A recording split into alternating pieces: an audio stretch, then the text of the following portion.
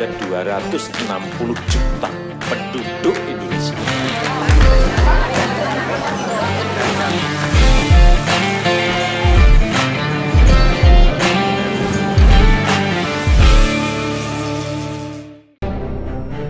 Sepanjang perjalanan sejarah dunia, wajah penyakit telah menghancurkan banyak umat manusia, mengubah jalan sejarahnya dan terkadang menandakan akhir dari seluruh peradaban.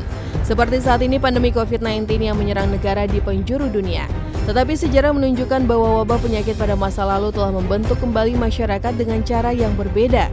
Ratusan juta orang telah meninggal diakibatkan oleh sebuah wabah penyakit dan berikut beberapa wabah paling mematikan sepanjang sejarah yang telah mengubah dunia.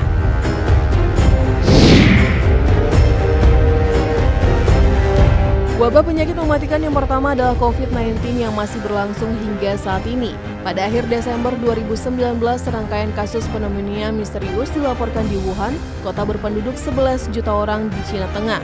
Awalnya, pejabat kesehatan Cina mengatakan tidak ada penularan dari manusia ke manusia, tetapi penilaian itu dengan cepat dipertanyakan karena kasusnya berlipat ganda menjadi 3 kali lipat. Wuhan melakukan penguncian, tetapi pada saat itu langkah tersebut sudah terlambat hingga menyebar ke seluruh dunia. Masyarakat di seluruh negara saat ini berada di bawah perintah resmi untuk sebisa mungkin mencegah penularan besar dari virus ini. Hingga pada 11 Maret, Organisasi Kesehatan Dunia atau WHO mengumumkan COVID-19 sebagai pandemi global. Wabah penyakit mematikan kedua dalam sejarah adalah flu babi. Sebelum COVID-19, flu babi adalah pandemi terbaru di dunia yang menginfeksi sebanyak 21% dari populasi dunia. Flu babi adalah campuran dari beberapa jenis flu berbeda yang tidak pernah terlihat bersama-sama.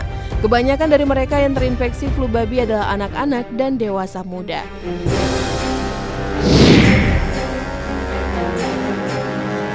Wabah penyakit yang paling mematikan selanjutnya adalah HIV/AIDS yang dimulai pada tahun 1981. Pandemi HIV/AIDS disebabkan oleh Human Immunodeficiency Virus atau disebut HIV. Tingkat kematian akibat penyakit ini bervariasi dari waktu ke waktu.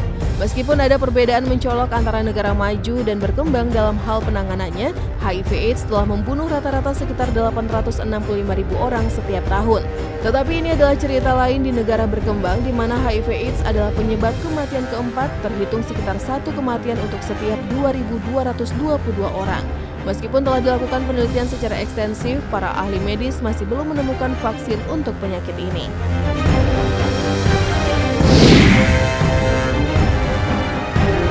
Wabah penyakit mematikan yang masuk dalam sejarah adalah flu Hong Kong. Dalam wabah penyakit ini setidaknya ada 1 juta orang tewas. Flu Hong Kong disebabkan oleh strain H3N2 dari virus influenza A.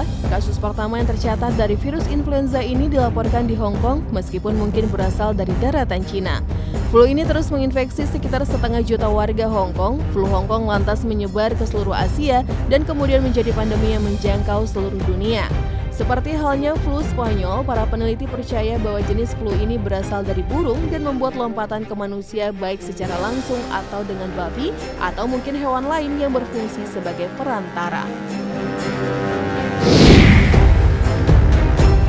Penyakit cacar termasuk wabah paling mematikan. Akibat penyakit ini 500 juta orang diperkirakan telah tewas. Penyakit ini disebabkan oleh 2 virus cacar di mana penyebarannya terjadi dengan cara menyentuh benda atau orang yang terinfeksi. Pada tahun 1980, Organisasi Kesehatan Dunia menyatakan bahwa penyakit cacar harus diberantas. Pada penyakit cacar, luka kecil yang akan terbentuk di seluruh tubuh, namun sedikit berbeda dengan wabah lainnya, cacar saat ini sudah memiliki vaksin. Dan masyarakat di seluruh dunia mencegahnya dengan cara vaksin sejak dini agar tidak terjangkit wabah cacar. Itulah beberapa wabah paling mematikan sepanjang sejarah. Selain yang disebutkan tadi, masih banyak wabah yang mematikan lainnya. Dan harapan saat ini, semoga wabah COVID-19 cepat berlalu.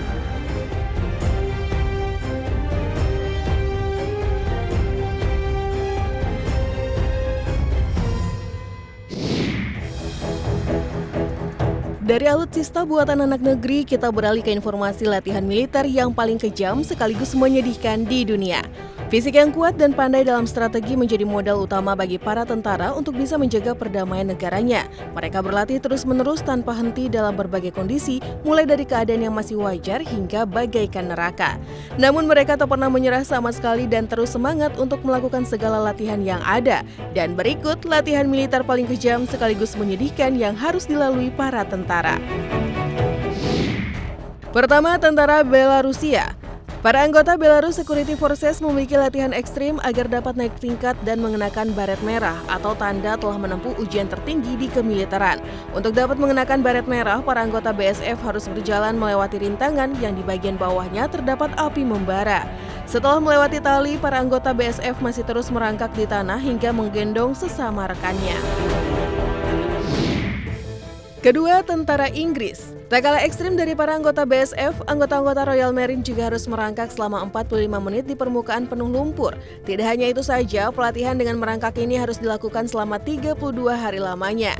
Tentu saja para anggota Royal Marine harus melakukannya dengan cepat. Jika tak berhasil, sanksi tegas pun akan mereka dapatkan. Latihan ini pun diberi nama dengan sebutan Royal Marines 32 Weeks Training Program.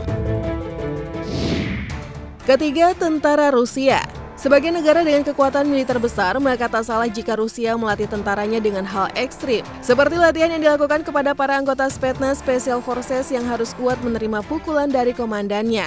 Dalam sesi latihan yang disebut Pain Management Training, seorang anggota SSS wajib menerima pukulan dan tetap tegak berdiri tanpa bergeming sampai menjadikan perutnya sebagai alas untuk memecahkan balok beton yang sudah dibakar pada bagian atasnya dengan menggunakan palu besar.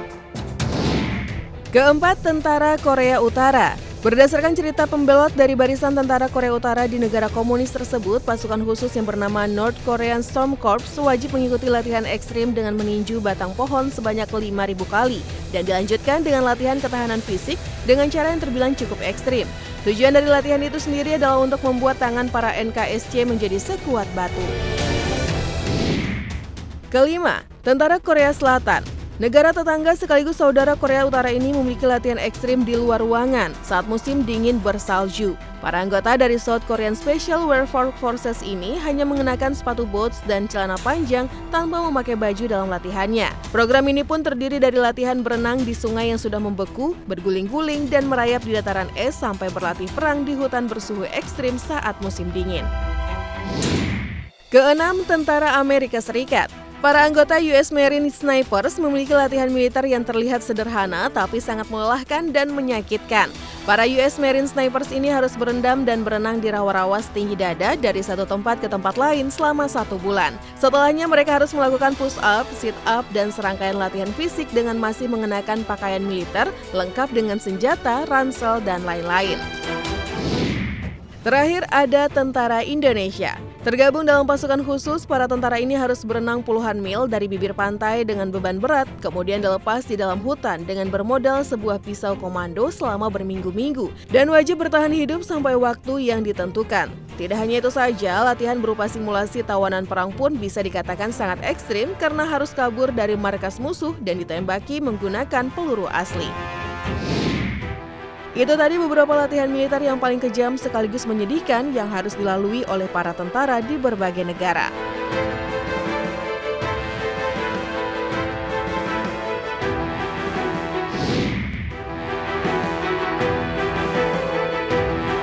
Indonesia dikenal sebagai negara maritim dengan wilayah perairan yang cukup luas. Demi melindungi hal tersebut, Indonesia wajib memiliki wilayah sistem pertahanan yang kuat.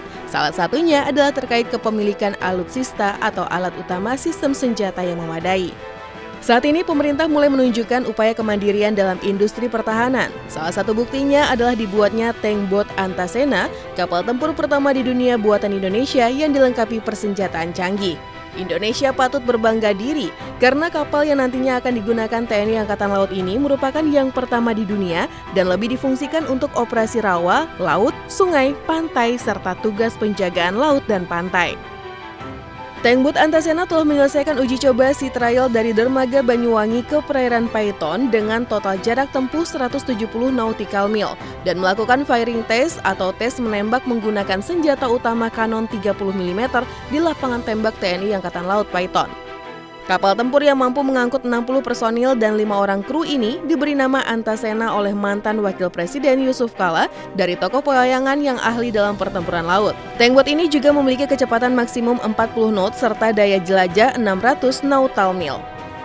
Kapal tempur Antasena juga dilengkapi senjata utama remote control weapon station, kanon kaliber 30 mm dan 2 senapan mesin 12,7 mm. Itu tadi tankboat Antasena, kapal tempur buatan Indonesia pertama di dunia.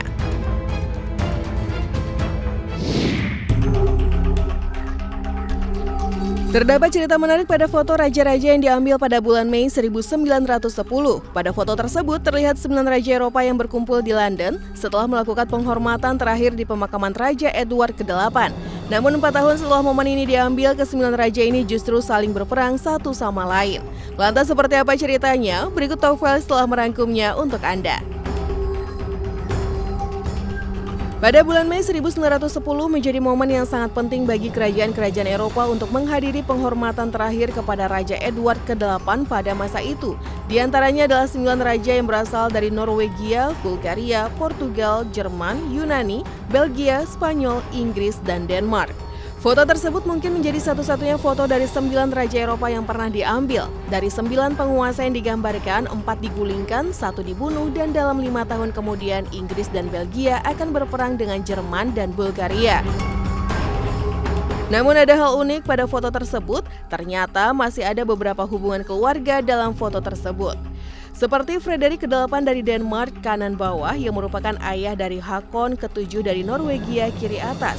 Raja Wilhelm kedua dari Jerman atas 3 dari kanan yang merupakan sepupu pertama dari Raja George ke-5 dari Inggris bawah tengah. Sedangkan Raja George yang berasal dari Inggris merupakan cucu dari Ratu Victoria dan Pangeran Albert, serta sepupu pertama Tsar Nicholas II dari Rusia dan Kaisar Wilhelm II dari Jerman. Dari 9 raja, 2 diantaranya seperti Raja George ke-5 dan Raja Wilhelm kedua juga merupakan seorang Rex Imperator atau yang dikenal sebagai Raja Kaisar. Kedua raja tersebut yang kemudian mengklaim Ratu Victoria I dari Britania Raya sebagai neneknya dan akan memimpin Perang Dunia Pertama bersama dengan Prancis beserta Kekaisaran Austro-Hungaria dan Kekaisaran Rusia. Dalam Perang Dunia Pertama yang terjadi pada 1914 sampai 1918 mengakibatkan terjadinya pembunuhan Austria di Sarajevo oleh nasionalis sosialis Serbia. Hal ini membuat Sultan Mehmed ke-6 dari Turki Utsmani bergabung dalam aliansi Jerman untuk melawan Triple NTT yang terdiri dari negara Rusia, Inggris, Prancis, Belgia, dan 23 negara lainnya. Pemakaman Raja Edward ke-8 menjadi momen terakhir kalinya semua raja besar Eropa bertemu sebelum Perang Dunia Pertama terjadi. Perang tersebut sekaligus mengakhiri sebagian besar garis monarki di Eropa untuk selamanya, yang kemudian digantikan oleh sistem pemerintahan demokrasi atau diktator. Peristiwa mengenaskan dalam foto keluarga kerajaan berkumpul juga datang dari kerajaan Nepal, di mana berujung tragedi pembantaian yang dilakukan oleh putra mahkota. Pada puncak pertempuran untuk menyatukan lembah Kathmandu pada 1768 terdapat sebuah ramalan yang disampaikan oleh Raja Prithvi Naran Shah mengenai nasib mengerikan pada kerajaan yang ia dirikan. Dalam ramalan tersebut dijelaskan bahwa dinasti kerajaannya akan runtuh setelah generasi ke-11 oleh bencana atau pembantaian. Benar saja, ramalan tersebut terbukti setelah 233 tahun kemudian pada 1 Juni 2001 Dipendra Birbikram Sahdev, seorang putra mahkota generasi ke-12 membantai anggota keluarganya sendiri. Hal keji itu dilakukannya dalam kondisi mabuk sekitar pukul 10 malam dengan cara menembak menggunakan 2 senapan semi-otomatis kepada ayah ibunya serta saudara laki-laki dan perempuannya. Tak berhenti di situ, ia kemudian menembak tepat di kepala mereka untuk memastikan ibu dan ayahnya tewas. Pasca kejadian, Dipendra mengalami koma lalu dirinya dinobatkan sebagai raja dalam kondisi tak sadarkan diri di ranjang rumah sakit. Namun pemerintahannya itu hanya bertahan selama 3 hari setelah ia dinyatakan meninggal pada 3 Juni 2001. Tak ada penjelasan yang dikatakan oleh Dipendra sebelum dirinya meninggal, namun motifnya tersebut dipercaya karena cintanya dengan Devyani Rana, putri mantan Menteri Luar Negeri Nepal dari keluarga bangsawan tersebut tak direstui, lantaran klan orang tua Devyani dan Dipendra dianggap sebagai saingan.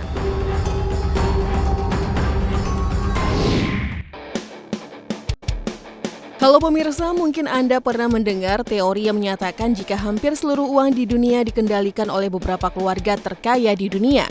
Golongan ini juga dikenal sebagai top 1% yang mengantongi hampir seluruh kekayaan di dunia. Simak informasi selengkapnya dalam Top Files. Ketimpangan sosial masih menjadi salah satu permasalahan besar yang harus dihadapi oleh masyarakat pada umumnya, di mana jurang pemisah antara si kaya dan si miskin semakin melebar. Berdasarkan data dari Oxfam dan Credit Suisse, kekayaan di dunia setengahnya dikuasai oleh 1% orang terkaya atau disebut dengan top 1%.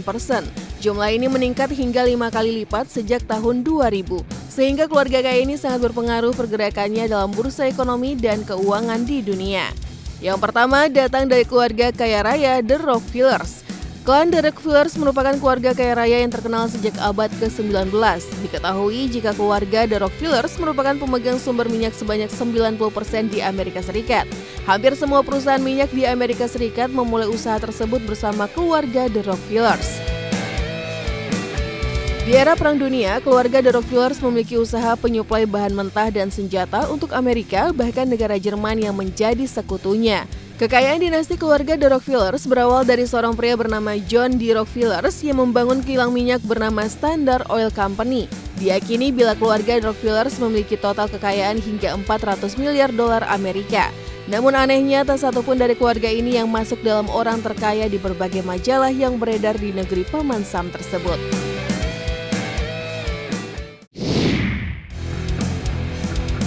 The Morgans. Keluarga The Morgans dipercaya keluarga kaya raya yang mampu mengarahkan politik di Amerika Serikat. Orang pertama dalam klan Morgan, yakni John Pierpont Morgan, merupakan sosok yang membangun kerajaan uang yang menjual senjata api selama perang sipil di negara adidaya tersebut. Namun JP Morgan akhirnya pernah ditangkap dan dihukum penjara atas tindakannya dalam bisnis tersebut. Kemudian klan Morgan berpindah usaha dengan memasuki dunia perbankan. Pada tahun 1907, John mampu menyelamatkan dunia perbankan di Amerika Serikat dari keruntuhan ekonomi. Setelah itu, klan Morgan menjadi satu-satunya keluarga yang paling mendominasi bisnis perbankan di Amerika Serikat. Selain itu, mereka juga memiliki dan mengendalikan dua perusahaan mesin terbesar, yaitu General Motors dan General Electric. Rumor yang beredar, klan Morgan ikut andil dalam mendukung Jepang menyerang Pearl Harbor pada Perang Dunia. Aksi ini disinyalir membalas negaranya yang telah pernah menghukum JP Morgan di penjara. Saat ini keluarga Morgan dikabarkan memiliki emas pribadi dalam jumlah besar yang terhubung dengan sebuah terowongan bawah tanah ke New York Federal Reserve Bank.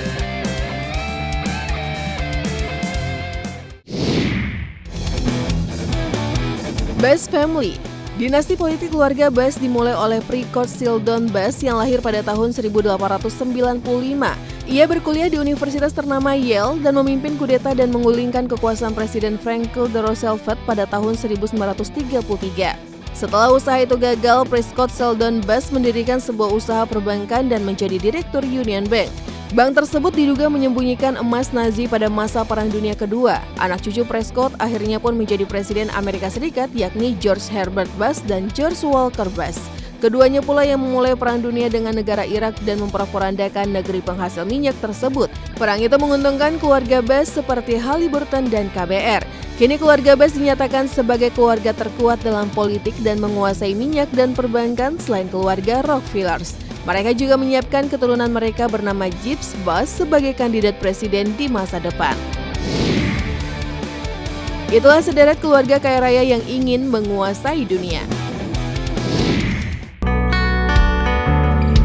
Semua hewan yang hidup di bumi memiliki ragam bentuk karakteristik yang berbeda-beda. Keragaman itu membuat lingkungan kita semakin indah, menarik, dan menyenangkan. Kali ini kita akan membahas fenomena hewan-hewan yang memiliki bentuk yang rupawan dan terkenal di dunia. Simak selengkapnya dalam Top Files berikut ini. Frederick the Great. Siapa sangka kuda hitam berwarna pekat dinobatkan sebagai kuda terganteng di dunia. Kuda yang bernama Frederick the Great ini memiliki rambut panjang yang menjuntai indah di atasnya.